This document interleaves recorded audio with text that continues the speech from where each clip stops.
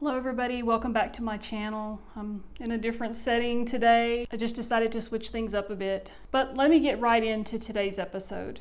If you saw last week's episode titled Christian Imposter Syndrome, I briefly discussed women's roles in God's eyes, society, and as wives and homemakers, and I had to leave you hanging a little bit. But you don't have to wait any longer because I'm getting into all of that in today's episode. Now, if I recall, last week I left off with, for many, it's unconventional for a Christian woman to be outspoken or to have an opinion separate from her husband. It's not godly or feminine for a Christian woman to do anything outside of caring for her children and her household. But that's not true. So I will begin by adding to that now. Of course, not all Christians believe this about women. Most know that although women were primarily created to be mothers, caregivers, and helpmates to their husbands, they were also designed to minister to other women and the youth. And many were never meant to bear children, but to bear witness instead. Their purpose and role are no less or more important than any man's role. Some women were purposed with being one of the first to spread the news of the Messiah, a Samaritan woman who, through Jesus' interaction, broke down ethnic and gender barriers. And her testimony led many Samaritans to believe in Jesus. And you can find this in John 4:28 through 30 and 39 through 42. And the first person to witness and announce the resurrection of Jesus Christ after his crucifixion was a woman, or women, depending on which of the Gospels you refer to. And you can find this in the Gospels, of course. The first European convert to Christianity was a woman. And you can find this in Acts 16:14 and 15. One woman who bled for 12 years and was healed after touching the cloak of Jesus is one of the Bible's most powerful demonstrations of faith. And you can find this in Matthew 9:20 through 22, Mark 5:25 through 34, and Luke 8:43 through 48. And then one woman exemplified unwavering faithfulness and loyalty that mirrors the type of steadfast commitment that God desires of his followers. She was portrayed as upright and virtuous, and her actions consistently demonstrated kindness, humility, and respect, which is essential for those who seek to advance God's kingdom. And you can find this in the book of Ruth. And then, of course, there was this one woman, a virgin at that, who gave birth to the Son of God. And I'm sure you've heard of her. You can find that in Luke 2. So I think it's safe to say that women's roles in the eyes of God are just as important as men. Now, I would never presume to be as important as any of those women whose stories and testimonies stood the test of time. But then again, why not? Why can't my purpose or your purpose or your mother's, your grandmother's, sisters, daughters, or friends' purpose be as crucial as any other godly woman's in history? And who's to say they aren't? Because God's love and value for individuals are not determined by specific roles or historical contexts, but by the inherent worth bestowed upon all creation. Of course, none of us will ever carry the Son of God in our womb. So Mary's role, I'd say, is far more important than mine ever was. But I think you get my point. Every single one of us has a purpose and a role to play. And in God's eyes, we are equal. He loves us all with the same love, no matter how significant or minor our roles seem to others. A single drop of rain can revive a withered plant that will grow to feed an entire family. A single seed can grow to feed generations. A single stitch in a piece of fabric can prevent it from unraveling, no matter how small. Each person's contribution adds to a community's or society's collective strength and beauty and advances God's kingdom. Now, don't get me wrong, regardless of what my role is or how mine differs from a traditional Christian woman, I am still a firm believer in the biblical roles of women. I do not believe that women should lead churches and preach to men in a superior capacity. I believe that women were created to bear children and to be mothers, to be caregivers and helpmates to their husbands. And I believe that women are to submit to their husbands. And no, this doesn't mean what you might think it means. And I believe that women were created to be feminine, soft-spoken, modest, and respectful of herself and others. And what is wrong with any of this? And to those of you who might disagree, who might be fiercely independent or feminist like I used to be, I ask you genuinely, why do you look at the traditional roles and responsibilities of women as something to hate, reject, be ashamed of, and look down on? Women were created with great purpose. We were entrusted with important tasks such as raising and schooling the next generation of believers. If we don't raise and school our own children, the world will. And we all know how that usually turns out. If we're not devoted and loyal to our godly husbands, rather than ourselves and other men, then we are devoted to the world. And we all know what kinds of messes that puts us in. And the most essential role of women of all, if we don't give birth to children, who will?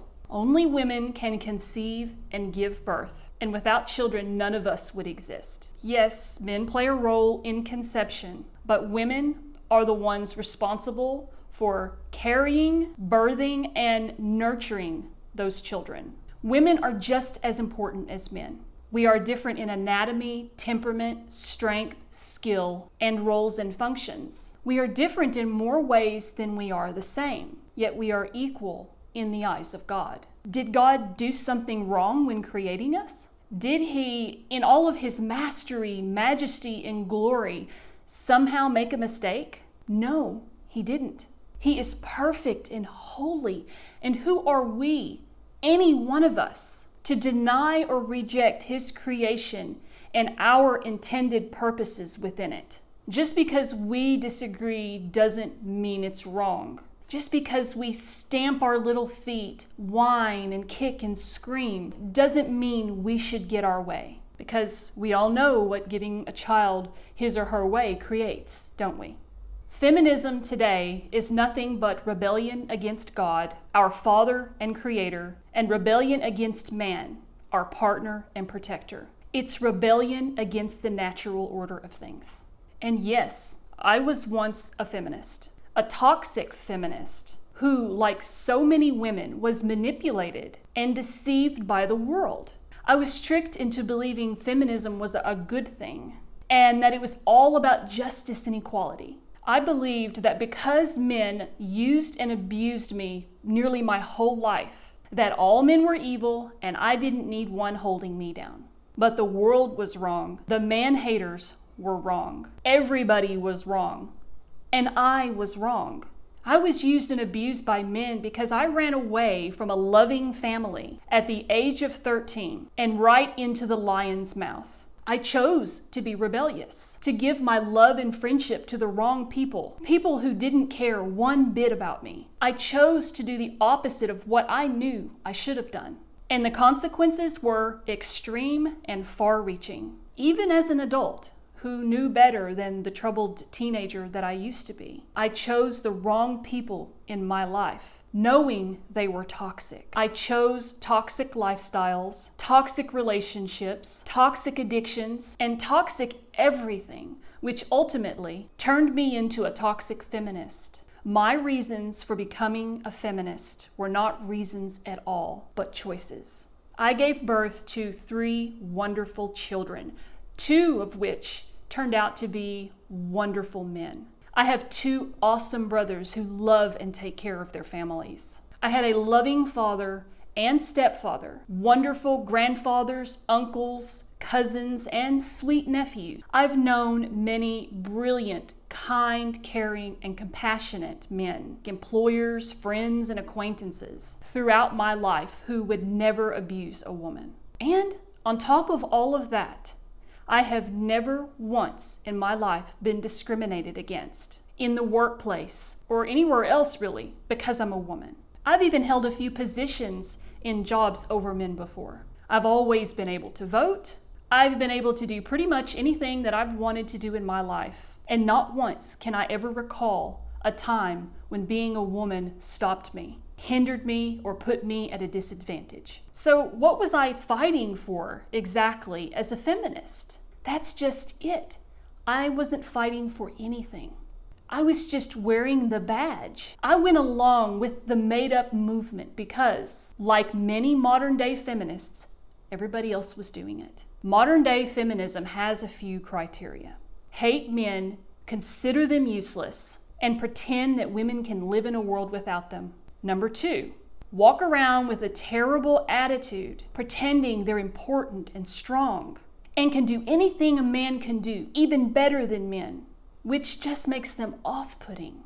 And number 3, pretend they're fighting for women's rights when they're not actually fighting for anything other than the right to justify sharing their bodies with multiple men, to have access to chemical drugs that alter their God-given femininity and feminine roles, and the right to they conceive because they give their bodies away to multiple men. I don't say any of this to shame and point fingers, but because I worry for these women. Now, granted, there are reasons why feminism took root in the first place. You know, back when feminism wasn't a circus or a butcher shop. And just because I'm anti-feminist now doesn't mean at all that I ignore those reasons. So let me talk about a few of them. Number 1, domestic violence and abuse. Many women have experienced physical, emotional, verbal, and sexual abuse at the hands of men, often within intimate relationships. And throughout history, too many men were never held accountable, which in turn enabled them and empowered them to continue mistreating women. The mistreatment of women increased as more men took advantage of what they believed was their God-assigned right of power and dominance over women, taking the Bible completely out of context. Nowhere in the Bible does it advocate for the abuse of women in any shape or form. Feminism, in its infancy, advocated for the protection and empowerment of women, seeking to address and eliminate domestic violence against women. Today, it's rare to hear a feminist addressing this issue. In fact, many cases today involve the abuse of women against men. Number 2, sexual assault. Between the 1900s and 1970s, people rarely reported sexual assault because of the social stigma. Women who did speak up often faced shame, blame, or being shunned by their communities and families. Back then, cultural norms tended to blame the victims, suggesting that they somehow invited the assault. And this discouraged many women from coming forward. On top of that, there was a lack of legal protections, fear of retaliation, indifference from the police and courts, and power dynamics where the perpetrators were often in positions of authority, like bosses or family members, making it even tougher for victims to report what happened. These are valid, warranted reasons to fight for women's rights. Number 3, violence against women globally. Unfortunately, this is the one that women in the United States and other free countries should be advocating for, but rarely ever do. Millions of women around the world suffer terrible violence and injustice that we, as free women, could never fathom. Honor killings in Afghanistan and Pakistan, dowry deaths, acid attacks, and child marriage in India, female genital mutilation in Somalia and Nigeria. I could go on and on, but you get the idea. I'm sure you've heard of these brutalities before, but if not, please read about it and educate yourself, especially if you're a feminist. Fighting for the rights of free women in the free world for dangerous and even degrading things, such as contraceptives, abortion pills, and sexual freedom. Women have come a long way and made great necessary changes. Unfortunately, most modern-day feminists passed their exit up somewhere on the freeway and ended up in a strange and hostile land. They've traded motherhood for so-called freedom and independence. They've taken on the mannerisms and even the dress of men. They've exposed themselves to harsh environments and, as a result, have shed their grace and kindness, replacing them with aggressiveness, vulgarity, and hostility. Women are in competition now with each other more than at any other time in history, and have forgotten the importance and power of togetherness, motherhood, and modesty. They have no respect for themselves and a twisted sense of belonging and importance that is unbecoming of them. I believe what truly makes a woman strong is not independence or being able to do the physical jobs of men. It's not acts of aggression and outspokenness or the ability to go through life without a man, but embracing our femininity and not allowing society to force us to deny who we are in Christ. That is strength. Remaining calm and polite and responding to any situation with kindness and love. That is true strength. Embracing modesty and inner beauty rather than allowing society to tell us who we are, how we should dress, act, think, and feel about ourselves. That is true strength. Living for our Lord and Savior, Jesus Christ, and never afraid or embarrassed to show it. That is true strength. We may not have been created to work construction jobs or hold dangerous positions such as policemen and firemen, but our strength comes from a deeper place than men. Our first line of defense and strength, especially in the face of adversity, is in how we speak to others and carry ourselves. Men were created with more formidable personalities and built for combat and war because they were made to protect women, their children, their homes, and their countries. They were given the physical strength to face the dangers that women were never meant to face as mothers and caretakers. Men are predisposed to a more intimidating tone and outer strength, whereas women are predisposed to calmness and inner strength. And when we try to turn this inside out, we turn the world upside down. Now, I want to talk about how feminism, especially the current wave, has impacted the traditional Christian view of womanhood, and how, in many ways, it has steered us away from our beautiful, God-breathed femininity. In fact, it's redefining the words feminine and woman, stealing their birthright, and replacing them with the twisted shadow of their authentic selves. Here are a few reasons why modern feminism is toxic. Number 1, divisiveness and alienation. Modern feminism is creating more division than unity. It highlights our differences, gender, race, etc., rather than what unites us. This us versus them mentality can alienate people and create unnecessary tensions. Number 2, victimhood culture. Acknowledging issues is important, but constantly portraying women as victims of a patriarchal society can be disempowering, especially when it's untrue. We shouldn't forget that God made us strong and capable, not perpetual victims. Number 3, impact on relationships. Some modern feminist rhetoric can make it seem like men are the enemy, which is far from the truth. This kind of thinking can harm our relationships with the men in our lives. Husbands, brothers, sons, and even men outside of the family, such as our employers, neighbors, and friends, creating walls of mistrust and resentment instead of building partnerships based on love and respect. And number 4, pushing men to extremes. It seems to me that one reason that men are changing and becoming more feminine at an alarming rate is that so many women are shutting them out, abusing them, emasculating them, and making it so difficult for good men to find good women, the way God intended it.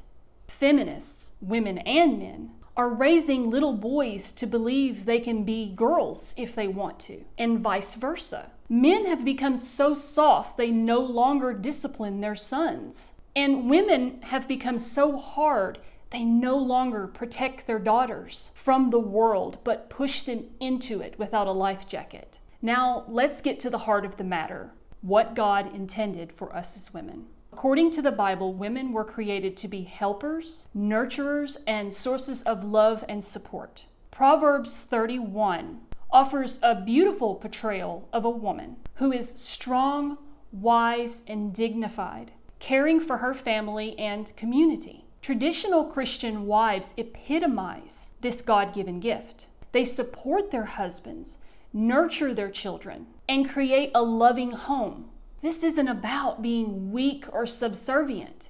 It's about embracing the unique strengths and roles God designed for us. Modern feminism overlooks and even shames these qualities, pushing for a version of equality that undermines these beautiful, divinely inspired roles. Now, here's the big question.